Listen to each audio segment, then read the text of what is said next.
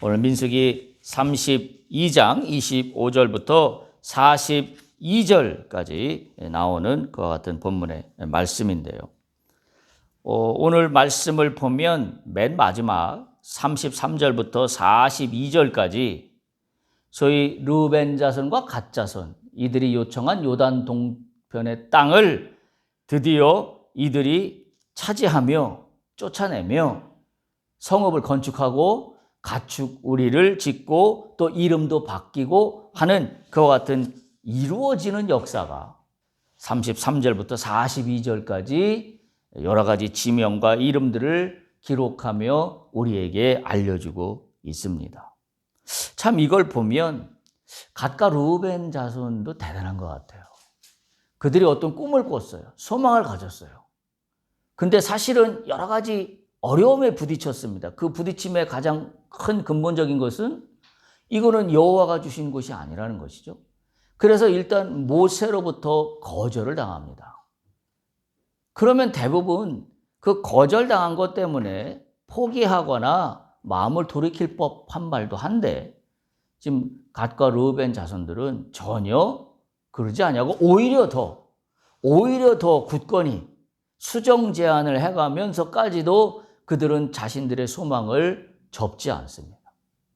그리고 결국은 지금 33에서 42절에 이루어지는 이야기들을 보면 갓과 르우벤 자손들이 그 사방 땅들을 다 요단 동편에 있는 그 모든 땅들을 다 차지하여 성읍을 건축하고 가축 우리를 세우는 그와 같은 기록들이 나오고 있는 걸 보면서 과연 우리는 어떤 소망을 가지고 우리는 어떤 소망을 이루기까지 우리는 무엇을 어떻게 하고 있는가 라는 그런 생각을 하지 않을 수가 없는 대목입니다.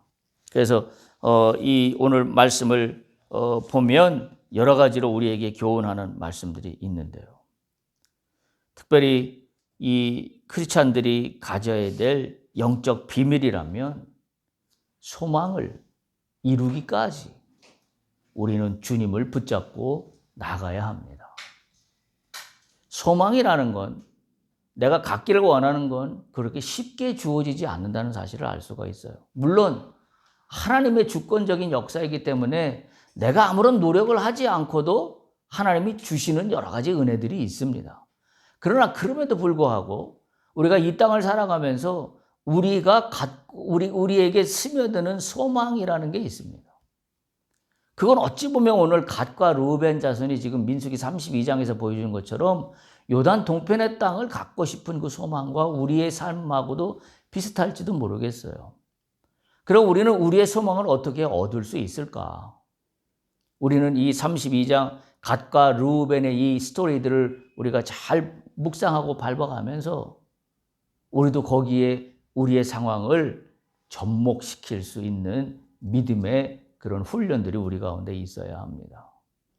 오늘 갓과 르우벤의 경우를 보면 결코 쉽게 요단 땅을 얻고 있지 않다라는 사실을 한 가지는 분명하게 우리가 알 수 있습니다. 그냥 주세요 한다고 주어지는 문제가 아니었다라는 사실이죠.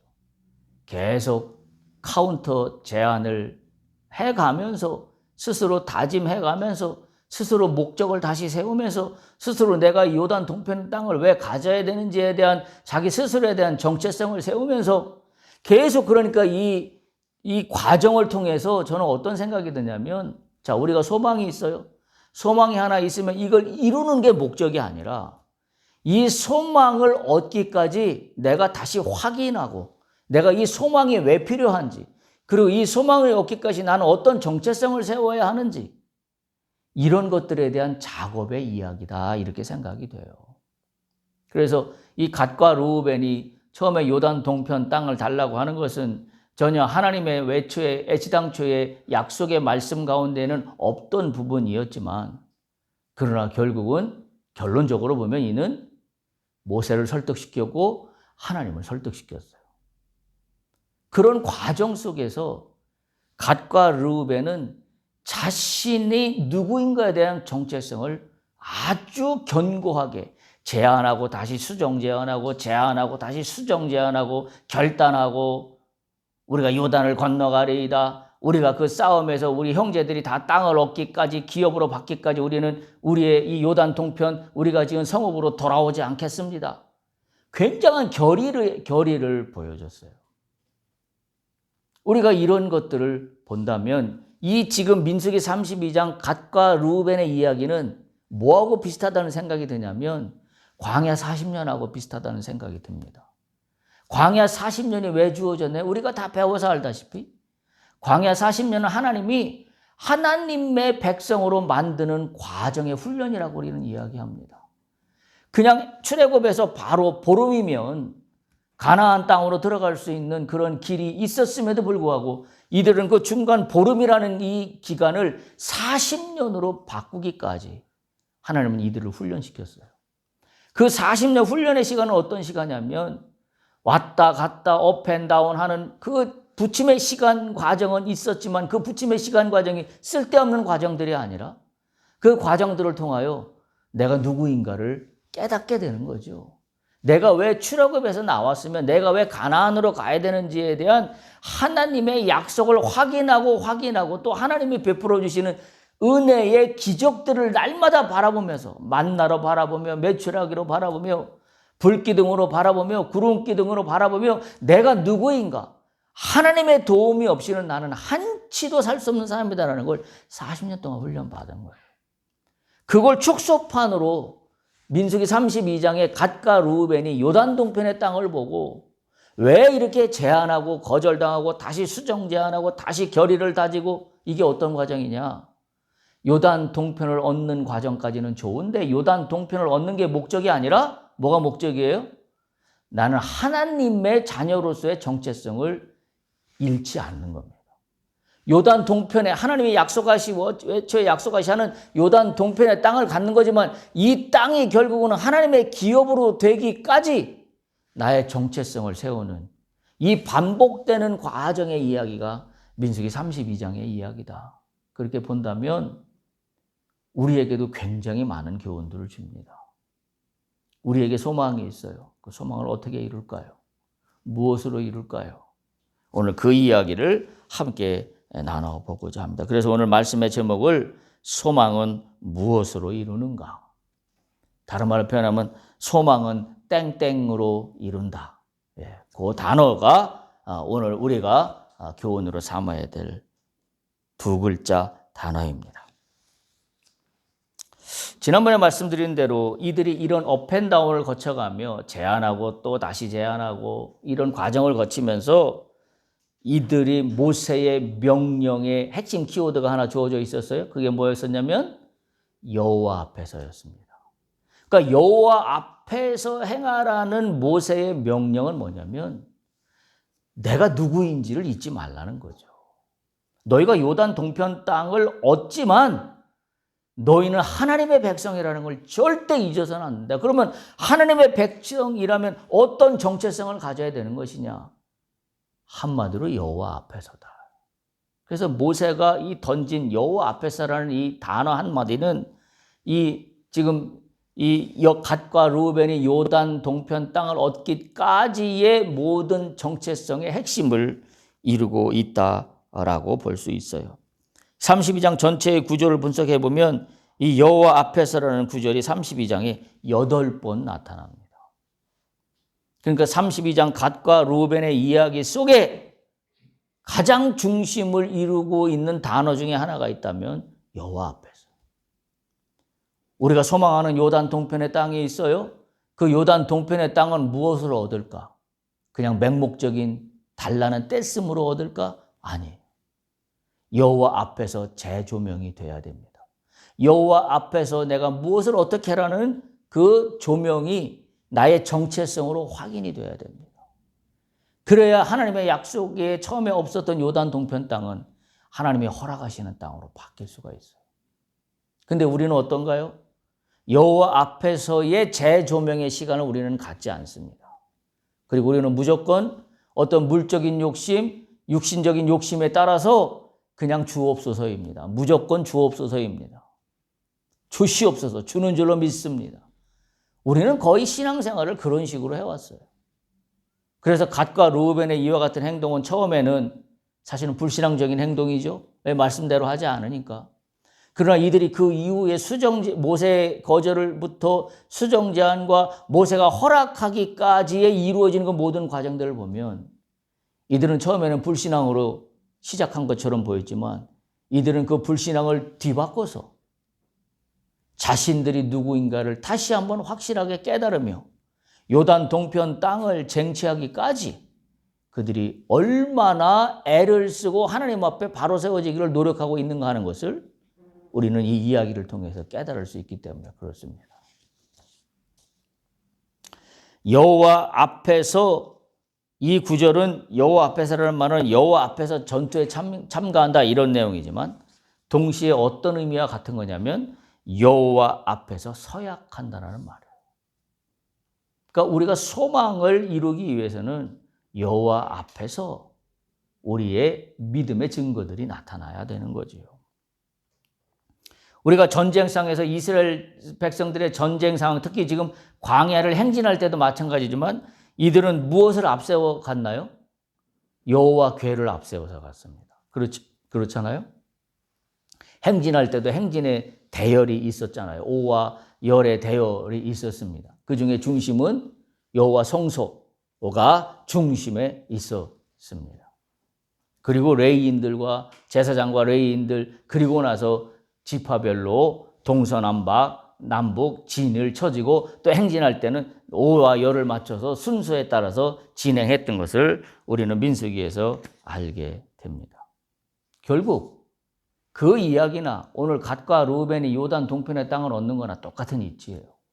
우리는 요단 동편의 땅을 뭘 앞세워서 얻어야 된다? 여호와를 앞세워. 여호와 앞에서. 마치 이스라엘 백성들이 전쟁에 참여할 때 여호와의 언약궤를 항상 앞세워서 나갔던 것처럼. 그렇죠?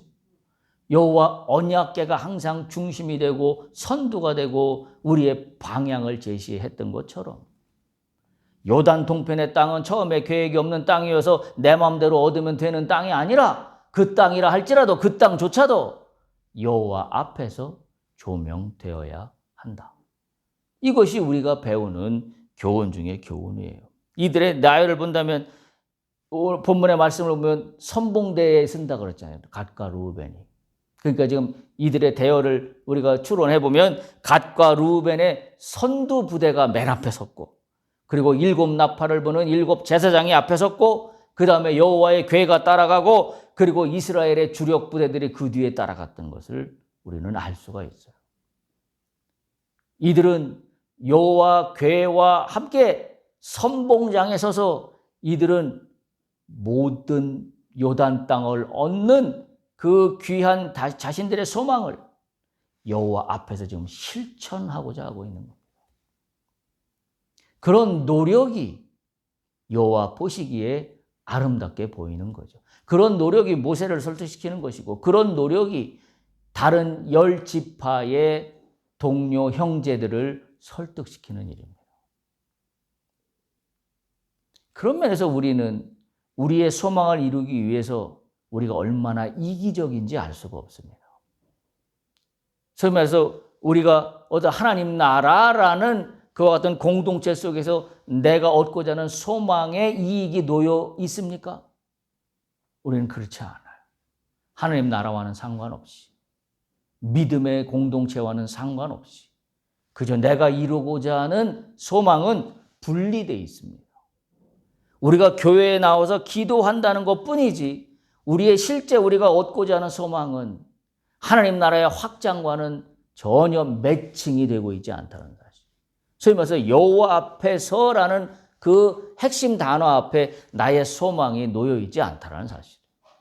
그러니까 내가 원하는 이 소망은 세상 사람들이 구하는 소망과 하나도 다를 바가 없습니다. 다만 나는 이 소망 앞에 예수님의 이름으로 기도합니다. 이것만 붙였을 뿐이지 그건 그저 입술로 나타나는 문자의 말뿐인 거죠. 갓과 루벤은 그와 같은 상황 속에서 그런 선택을 하지 않았습니다. 말만 내세우지 않았습니다. 이들은 선봉대에 섰습니다. 그리고 여호와 앞에서 자신들이 무엇을 해야 되는 것인가에 대한 요단 동편에 대한 자신들의 소망을 이스라엘 전체 공동체의 소망과 매칭시켰어요. 이스라엘 전체의 공동체의 소망은 뭐예요? 가나안 땅에 들어가서 그 원주민들, 그 죄 많은 무리들을 몰아내고 그 땅을 차지하는 겁니다. 요단 동편 땅도 마찬가지지만 만약 요단 동편 땅이 요단 동편으로 그냥 끝났다면, 가나안 땅으로 들어가서 전투에 참여하지 않은 것에 때문에 이들은 영원히 하나님의 자녀로부터 떨어져 나갔을 겁니다. 그리고 요단 동편 땅은 아마도 소망처럼 주어지지 않았을 수도 있어요. 근데 이들의 잘한 이 교훈은 뭐냐면, 처음에 하나님의 약속으로 주어졌던 요단 동편 땅은 아니지만 그 땅이, 그러나 이들은 요단 동편의 땅을 요단 서편의 가나안 땅하고 매칭시켰다는 거예요. 그 매칭시키는 뭘로 됐어요? 이들의 결단으로부터 매칭이 됐어요. 내가 하고 싶은 요단 동편 땅이 분리되지 않았다는 사실. 크게 보면 하나님 나라라는 그 틀 안에 요단 동편 땅이 들어오게 만들었어요. 원래 하나님 나라에는 요단 동편이 없었는데도 불구하고 요단 동편 땅까지 포함하는 이 큰 그림 속에서의 하나의 공동체 안으로 요단 동편 땅을 묶고 있다는 사실을 우리는 갓과 루벤의 이야기를 통해서 발견하게 됩니다. 그래서 이 여호와 앞에서라는 반복 구절을 통해서 우리는 뭘 깨닫냐면, 지금부터 이 전쟁은 여호와의 전쟁이다. 내가 요단 동편 땅을 얻기 위해서 내가 결단한 내용이기도 하지만, 결국은 이들이 깨닫는 것은 하나님이 주시기로 하셨던 가나안 땅의 전쟁은 결국은 우리가 이 미션을 수행해야 되는 것이고, 그 미션을 완벽하게 수행해낼 때 모든 것이 우리에게 주어진다는 것을 고백하고 있는 거예요. 우리가 인간적으로 따진다면 나는 요단 동편이고 지금 전쟁을 치러야 되는 건 요단 서편인데, 내가 요단 동편을 차지하는, 내가 나하고도 상관없는 왜 요단 서편에 가서 전쟁을 해야 됩니까? 라고 이야기할 수 있지만, 그거는 세상적인 관점에서 바라보는 이야기예요. 우리가 영적인 관점에서, 하나님 나라의 관점에서 우리의 소망을 바라본다면 나하고 전혀 상관없는 일처럼 보이는 것일지라도 그것이 하나님 나라라는 틀 속에서 이루어지는 하나의 매칭 관계에 있는 것을 우리가 발견한다면, 우리는 나하고 전혀 상관없이 보이는 요단 서편의 전쟁에 참가를 해야 된다는 사실이죠. 그런 면에서 갓과 르우벤은 우리에게 많은 것들을 알려주고 있습니다. 21절에 보면 너희가 다 무장하고 여호와 앞에서 요단을 건너가서 여호와께서 그의 원수를 자기 앞에서 쫓아내기까지라는 그런 표현이 있어요. 결국 이 전쟁의 승패는 여호와 앞에 달려 있다라는 사실을 분명하게 알려주고 있습니다. 따라서 이 전쟁은 여호와의 전쟁이고 이스라엘은 바로 이 여호와의 전쟁이기 때문에 여호와의 뜻에 순종하고 움직일 때 그 승리가 주어진다는 사실을 강력하게 우리에게 알려주고 있습니다. 우리가 기억해야 될 중요한 전쟁의 승리의 공식은 우리가 이미 아는 바와 같이 이 전쟁이 여호와의 전쟁이 되면 여호와의 뜻에 순종하며 움직여 나가야 합니다. 결국 모세를 통해서 갓과 르우벤의 요단 동편 땅에 대한 소망은 바로 여호와 전쟁에 참여하는 순종으로부터 요단 동편은 그들의 땅으로 얻게 되어진다라는 그런 사실입니다. 그러면서 이렇게 이어져요. 22절에서 24절 보면 또 그런 이야기가 있었지요. 너희들이 복종하지 아니하면, 그죠? 그 22절 보면 그 땅이 여호와 앞에 복종하게 하시기까지 싸우면 무죄로 돌아오지만, 그래서 너희의 소유가 되지만 만일 너희가 그같이 아니하면 여호와께 범죄하는 거다. 결국은 요단 동편의 땅은 여호와 하나님 나라라는 큰 틀 안에 속해 있어야만 한다는 사실을 분명하게 우리에게 알게 해주고 있습니다. 너희가 행한 대로 하지 아니하면, 너희가 말한 대로 하지 아니하면 여호와께 범죄함이니, 그러면서 이렇게 이야기하고 있어요. 너희 죄가 반드시 너희를 찾아내는 줄로 알라.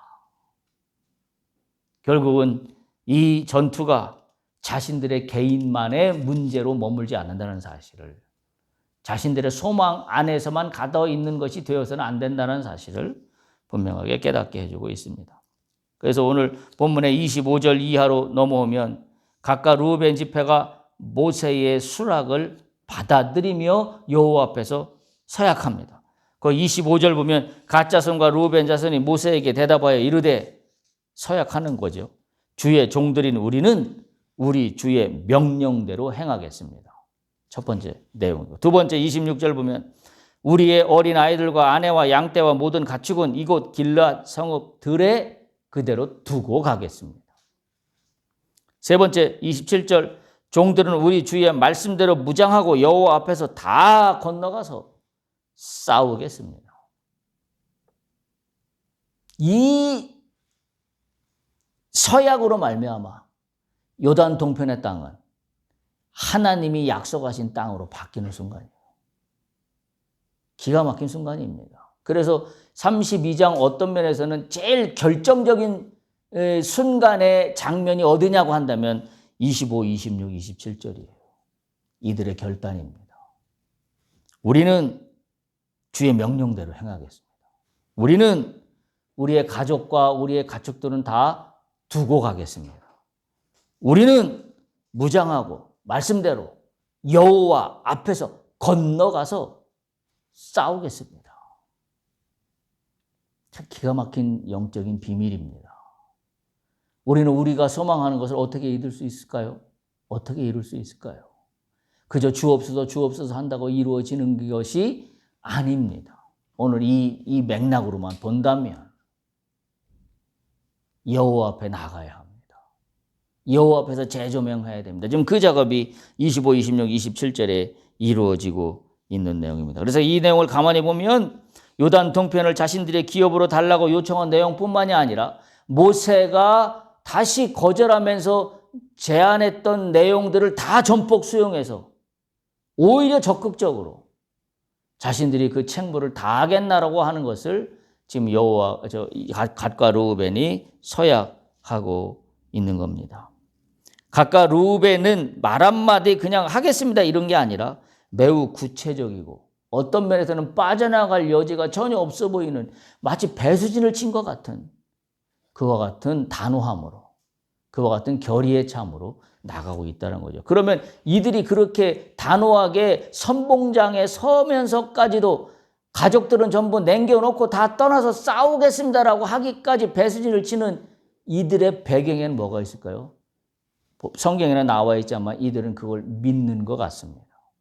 이 전쟁은 여호와 전쟁이다. 따라서 우리가 이 전쟁에 함께하면 우리는 승리한다. 그래서 반드시 내 아내와 내 어린 아이들이 있는 요단 동편 길르앗 땅으로 우리는 반드시 돌아오게 될 것이다 라는 믿음이 있었어요. 그러니까 이렇게 하지요. 그러니까 애들하고 가족은 다 남겨놓고 싸우러 나가겠다고 하지요. 그런 믿음이 없으면 어떻게 이런 결단을 내릴 수 있겠습니까? 이미 이들은 하나님이 원하시는 믿음의 방주 안에 이들이 스스로 잘 들어와 있는 것을 우리는 발견할 수가 있었습니다. 그래서 모세가 그 안을 수락합니다. 그리고 이제 두 지파는 여호와 앞에서 서야 하는 것을 볼 수가 있습니다. 우리 주의 말씀대로 25절에도 나오죠. 우리 주의 명령대로 27절도 보면 우리 주의 말씀대로 한마디로 뭐예요? 순종입니다. 우리 주의 명령대로 우리 주의 말씀대로 하겠습니다. 소망은 뭘로 이룬다? 순종으로 이룹니다. 나의 욕심으로 이루는 게 소망이 아닙니다. 내가 갖고 싶은 것만 나야라는 것으로 소망은 이루어지지 않습니다. 여호와 앞에서 내 소망이 재조명되어야 합니다. 여호와 주의 명령대로 주의 말씀대로. 그래서 이 두 지파의 서약 내용은 그거로 끝나지 않아요. 참 이걸 보면 굉장히 여러 단계를 거칩니다.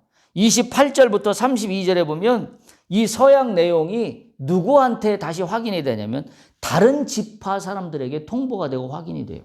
28절 보세요. 이에 모세가 그들에 대하여, 그러니까 갓과 루벤이죠. 그들에 대하여 제사장 엘르아살과 눈의 아들 여호수아와 이스라엘 자손 지파의 수령들에게 명령하니라. 야, 갓과 루벤이 이런 요청을 했고 이런 수정 제안을 했고 이런 과정을 거쳐서 이들이 서약했으니 그 내용을 이제 이스라엘 모든 자손들에게 다시 거꾸로 확인시켜 줍니다. 그러면서 29절 모세가 그들에게 이르되 갓 자손과 루벤 자손이 만일 각각 무장하고 너희와 함께 요단을 건너가서 여호와 앞에 싸워서 그 땅이 너희 앞에 항복하기에 이르면 길르앗 땅을 그들의 소유로 주겠다라고 모든 이스라엘 자손들에게 공포합니다. 30절 보세요. 근데 또 기가 막혀요. 그러나 만일 그들이 너희와 함께 무장하고 건너지 아니하면 그들은 가나안 땅에서 너희와 함께 땅을 소유할 것이다. 뭔 얘기예요? 만약 그들이 너희와 함께 무장하고 건너가지 않으면 요단 동편이 그들에게 주어지는 게 아니라 원래의 약속대로 요단 서편 가나안 땅에서 너희들과 함께 지파별로 분배받는 일에 그들도 포함된다는 얘기예요. 그래서 갓과 루벤 자손이 대답하여 이르되 여호와께서 당신의 종들에게 명령하신 대로 우리가 행하겠습니다. 우리가 무장하고 여호와 앞에서 가나안 땅에 건너가서 요단 이쪽을 우리가 소유할 기업이 되게 하리이다. 모세가 여러 지파들 앞에서 이 상황을 다시 한번 확인하고 서약을 반복하게 됩니다. 모세의 결정이 지파들에게 통보되는데 덧붙인 것은 만일 그들이 약속을 이행하지 않을 경우에는 그들이 가나안 땅에 그대로 정착하게 된다는 것이죠. 다만 뭐예요? 정착지는 가나안 땅에 주어지지만 이들은 뭘 뒤집었어요? 범죄한 형벌을 뒤집었습니다. 그렇잖아요. 앞에 모세가 얘기했잖아요. 너희가 요단강을 건너가서 전투에 참여하지 않으면 너희는 여호와 앞에 죄를 범하는 것이다. 그리고 너희가 그 죄를 범하면 그 죄가 너희를 반드시 찾아낼 것이다. 그 얘기는 뭐예요? 그 죄가 너희로부터 자유롭게 하지 못할 것이다. 너희는 반드시 죄값을 치를 것이다. 다만 요단 서편의 땅은 주겠다. 그 뭐가 낫겠어요? 이런 상황이면. 갓과 루벤 입장이라고 한다면 죽기까지 싸워야 합니다. 그래서 원하는 요단 동편 땅을 얻어야 합니다. 그렇지 않다면 요단 서편의 땅은 없겠지만 그들은 범죄한 족속으로 남게 됩니다. 참으로 기가 막힌 스토리의 전개가 아닐 수가 없습니다. 여기서 또 한 가지 우리가 주목할 만한 것은 모세의 확신입니다. 모세는 이미 뭐예요? 이 전쟁은 승리한다라고 생각하고 있는 겁니다. 그래서 모세는 바로 요단 동편이 아니라 요단 서편의 약속의 땅에 우리 모두가 정착하게 될 것이다라는 확신을 가지고 이야기하고 있는 것이고, 또한 요단 동편도 이들이 가나안 땅 요단 서편의 전쟁에 참여한다면 요단 동편 땅도 차지하게 되는 승리를 가져가게 될 것이라는 것을 확신하고 있는 겁니다. 모세는 그 확신을 가지고 있는 겁니다. 왜? 이 전쟁은 여호와 전쟁이기 때문에요. 결국 소망은 여호와의 전쟁이 되는 한 우리는 그 말씀에 순종하면 이루어진다는 사실을 우리는 분명하게 깨닫게 된다라는 사실입니다. 그래서 길르앗 땅이 그들의 기업으로 주어지게 될 것이다. 그게 28절, 29절에 이야기하고 있는데, 재미있는 사실은, 한 가지 주목할 만한 사실은 28절부터 이렇게 이야기하고 있다라는 사실이에요. 모세가 누구에게 이야기했냐면 제사장 엘르아살과 눈의 아들 여호수아와 다른 이스라엘 자손 지파 수령들에게 말하고 있다는 사실이에요. 모세는 어찌 보면 알고 있습니다. 왜? 모세는 가나안 땅에 들어가기 전에 죽기 때문입니다. 그래서 모세만 알고 있어서는 안 되는 내용입니다. 그래서 들어갈 바로 제사장 엘르아살과 눈의 아들 여호수아란 얘기는 뭐예요? 여호수아가 모세의 뒤를 이어 지도자가 되지 않습니까? 다시 한번 이들에게 확인 실은 겁니다. 내가 죽더라도 가나안 땅을 차지하게 되는 그 순간에 만약 갓과 르우벤 지파들이 요단 서편의 가나안 땅 전투에 참여하여서 그들의 임무를 성실히 수행했다면 이들에게 요단 동편을 허락해달라는 부탁이기도 합니다. 그런 면에서 굉장히 치밀하게 이 소망은 단계 프로세스를 밟아가면서 성취돼 가고 있다라는 사실을 우리가 깨달을 수 있습니다. 그러면서 자주 나오는 단어가 있다면 기업이라는 단어예요. 요단 동편의 땅을 달라고 하면서도 이들이 소망했던 게 기업이에요. 결국은 그것을 기업으로 주게 됩니다. 그런 것들이 바로 뭐냐면 하나님이 허락하신 땅으로 포함된다는 사실을 우리는 깨달을 수 있게 됩니다. 모세가 요단 동편 땅을 분배합니다. 그래서 물론 요단 동편 땅을 분배한다는 것은 가나안 땅 정복한 후에 요단 동편도 확정되는 거죠. 그렇지만 그 전에 요단 동편의 땅을 그들에게 주어서 가족들이 거주할 수 있게 해 주어야 한다는 겁니다. 그러면서 33절에 보면 지금까지는 나오지 않았던 므낫세 반지파 이야기가 처음 등장합니다. 33절에 보면 모세가 갓 자손과 르우벤 자손과 요셉의 아들 므낫세 반지파에게 요단 동편의 땅을 주었다라는 기록이 처음 나옵니다. 므낫세 반지파가 처음 나옵니다. 므낫세 지파가 왜 여기 갑자기 등장했는지는 전후 사정이 전혀 없습니다. 그냥 갓과 르우벤 이야기 나오다가 지금 33절에 뜬금없이 므낫세 반지파가 나오죠. 물론 결론적으로 우리가 알지만 요단 이 동편은 갓과 르우벤 그다음에 므낫세 반지파가 차지하지 않았습니까? 예. 그런 걸 우리가 알고 있습니다만은 므낫세 지파는 어떤 지파냐면 우리가 지난 민수기 26장 그 인구조사에서 나왔지만 가장 인구의 증가폭이 높았던 지파가 므낫세 지파였어요. 가장 인구가 많이 증가했습니다. 처음 인구조사 했을 때보다도. 그래서 어쩌면 이 많이 늘어난 인구가 므낫세 지파의 분할을 촉진했을지도 모른다라는 것이 성경학자들의 해석이기도 합니다. 또한 그런 면에서 므낫세 반지파가 또 한편으로는 이 광야길을 걸어가면서 이들이 여러 가지 전쟁들을 치르면서 공헌에 많은 역할들을 했다. 이렇게도 우리가 생각해 볼 수 있습니다. 그러나 어쨌든 뭐 본문에서는 그런 여지는 하나도 언급되고 있지 않지만 이들의 반지파가 등장한다는 것은 이런 여러 가지 그동안의 정황으로 봐서 우리가 짐작해 볼 수 있다라는 사실입니다. 아마도 므낫세 반지파가 그 전투의 모든 그 성과와 관련해서 므낫세 지파의 공헌이 컸고 그 사실을 모세가 인정하여서 갓과 르우벤과 그다음에 므낫세의 반지파가 요단 동편 땅에서 거주할 수 있도록 허락한 것이다. 이렇게 우리는 생각해 볼 수 있습니다. 그래서 결론적으로 보면 요단 동편의 땅은 가나안 정복 전쟁 후에 요단 동편이 주어지겠지만 말씀드린 대로 오늘 33절에서 42절에 보면 요단 동편 땅에 이 세 지파가 어떻게 해요? 성읍을 짓습니다. 그렇죠? 성읍을 짓고 가축들을 세우는 그와 같은 그리고 그곳에 있던 사람들을 쫓아내면서 자신들의 기반을 다져놓는 이야기를 하고 있습니다. 그리고 나서 이들은 요단강을 건너가 가나안 전투에 참여하게 되는 그런 프로세스로 진행이 되고 있다는 사실이에요. 32장에 발견되는 5가지의 중요한 반복되는 단어들이 있습니다. 우리가 그걸 잘 생각해 볼 수 있어요. 첫 번째 반복되는 단어 중에 8번 나오는 단어는 갓과 르우벤입니다. 갓과 르우벤이 주인공이에요.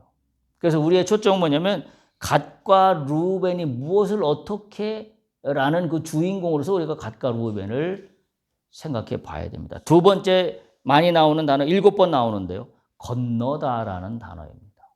요단강을 건너간다라는 거죠. 건너다라는 단어가 7번 나옵니다. 그리고 이미 우리가 말씀드린 대로 여호와 앞에서 이게 8번 나옵니다. 세 번째로 많이 나온다. 세 번째는 여호와 앞에서 8번 나옵니다. 그리고 많이 나오는 단어가 기업이라는 단어예요. 7번 나와요. 기업이라는 단어가. 그리고 7번 또 나오는 5번째 단어는 선봉대입니다. 자, 우리가 이 단어들을 잘 조합해 보면 갓과 루벤, 건너다, 여호와 앞에서, 기업, 선봉대. 대충 짐작이 들어오죠. 갓과 루벤의 요단 동편을 자신들의 정착지로 얻고자 해요. 그럼 그 정착지는 얻기까지, 지금 민수기 32장에서 강조되어 있는 단어들을 보면 정착지를 얻기까지 어떤 핵심 키워드들이 있는지를 우리는 깨달을 수 있어요. 첫 번째, 갓과 루벤, 건너다, 여호와 앞에서, 기업, 선봉대. 결국 갓과 루벤이 요단강을 건너 여호와 앞에서 선봉대로 싸운다면 그들은 요단 동편 땅을 기업으로 얻을 것이다 라는 그런 내용입니다. 누가? 갓과 루벤. 순종의 1차 검증은 뭐예요? 건너다예요. 건너가야 합니다. 그냥 제자리에만 있으면 아무것도 이루어지지 않습니다. 그건 그저 말로만 하는 소망으로 끝날 뿐입니다. 세 번째, 누구 앞에서 순종해요? 여호와 앞에서. 여호와 앞에서. 네 번째, 어떻게 순종합니까? 선봉대로서 순종합니다. 5번째, 순종의 목표와 결과는 기업을 얻는 겁니다. 소망이 이루어지는 겁니다. 민수기 32장은 그 이야기를 우리에게 알려주고 있습니다. 소망은 무엇으로 이루는가? 여호와 앞에서입니다. 여호와 앞에서. 우리가 타협하거나 빼놓을 수 없는 그런 중요한 영적 비밀입니다. 따라서 그 소망은 여호와 앞에서 순종으로 이루어진다라는 사실이에요.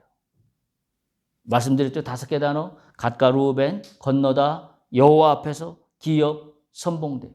이게 순종으로 한마디로 표현할 수 있는 5가지 단어예요.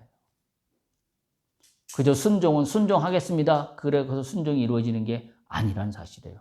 순종은 뭐다? 건너야 합니다. 순종은 뭐다? 여호와 앞에서 하는 겁니다. 순종은 뭐다? 기업을 얻는 겁니다. 순종은 뭐다? 선봉대로 나가는 겁니다. 그게 순종이에요. 말로만 하는 것이 순종이 아니라는 사실입니다. 우리는 때때로 이 땅을 살아가면서 진정한 용기가 필요할 때가 있습니다. 나에게 주어지는 소망이 불같이 일어날 때가 있어요. 우리가 살면서 보면 무슨 방도가 있습니까? 소망을 이루기까지 우리는 무엇을 해야 합니까? 대부분 우리는 소망을 이루기 위해서 소망만 생각합니다. 마치 이 비유가 적절할지는 모르겠지만 이런 거나 똑같은 거죠. 예를 들면 뭐 피부에 막 트러블이 생겨요. 알러지가 생겨요. 막 이상한 피부가 벗겨지거나 문제가 생깁니다. 그러면 되게 뭐 한의사나 뭐 의사를 가면 되게 이 피부만 여길 치료하려고 하면 피부병이 낫지가 않잖아요. 근본을 따져야 되잖아요. 그 근본이 예를 들면 뭐 위장에 문제가 있었다든지 어떤 우리의 뱃속 안에 있는 장기 가운데 뭐가 문제가 있어서 그게 겉으로 피부 트러블로 나타났다는 사실이에요. 똑같은 겁니다. 우리가 소망을 이룬다고 할 때 소망만 놓고 기도합니다. 그럴 게 아니라 갓과 루벤을 통하여 배우는 교훈은 순종해야 합니다. 어떻게 순종해요?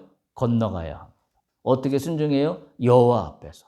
어떻게 순종해요? 기업이라는 사실을 기억하며 내가 소망하는 것이 여호와가 허락하시는 기업이 되도록 내가 어떻게 나의 모든 과정들을 트랜스퍼할 수 있을 것인가라는 거에 대해서 깨달을 수 있어야 돼요.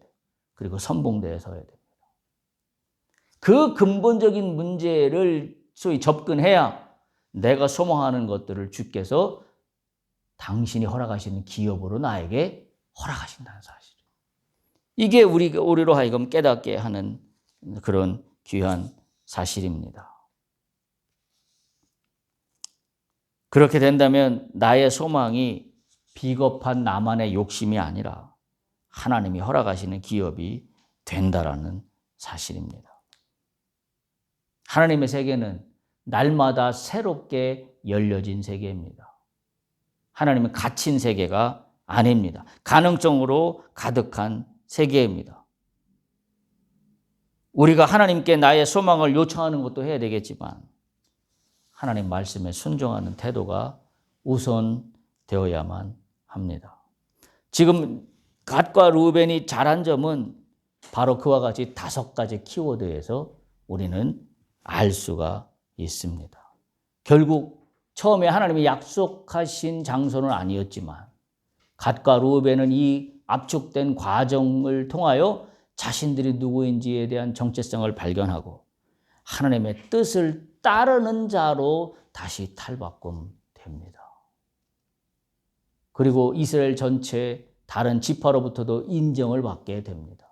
그들의 욕심만을 치르기 위한 이기적인 행동이기 이전에 하나님 나라의 공동체의 목표와 미션을 실현하는 데 그들은 누구보다도 선봉대로 서서 헌신했다는 사실을 본문은 우리에게 알려주고 있습니다. 주 안에서 꿈을 꾸십시오. 그 꿈은 순종으로 이루어집니다. 믿는 자들은 꿈을 꾸는 자들입니다. 그 꿈을 무엇으로 이룰까? 순종으로 이루어집니다. 어떻게? 여호와 앞에서. 기업의 개념으로. 맞아, 이 기업이라는 단어가 기가 막히잖아요. 내가 갖고 있는 소망이 나의 욕심으로 끝나지 않게 되도록 주 앞에 기도해야 합니다. 하나님, 내가 지금 이와 같은 소망이 있어요. 요단 동편과 같은 소망이 있습니다.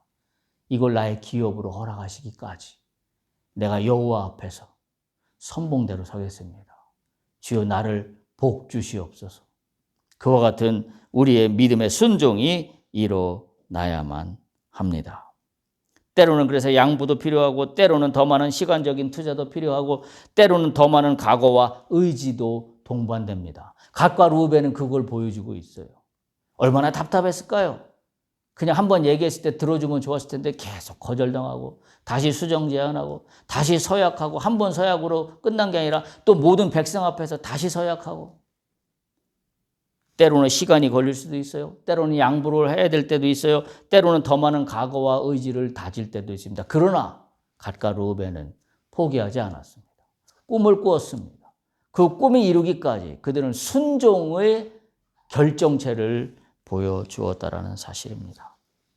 우리도 마찬가지입니다. 여러분의 소망이 하나님의 뜻 가운데 순종함으로 기업으로 되돌려 받기를 간절히 축복합니다. 할렐루야.